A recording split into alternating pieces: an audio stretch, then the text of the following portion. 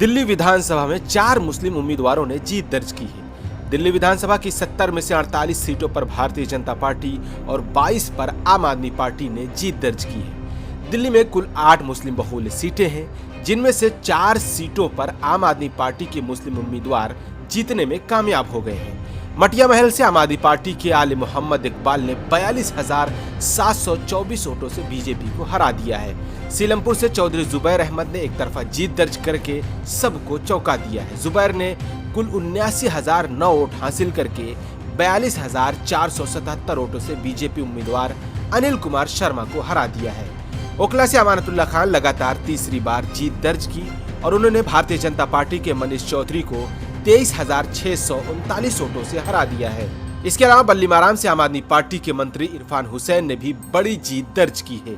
उन्होंने भारतीय जनता पार्टी के उम्मीदवार को 29,823 वोटों से हरा दिया है।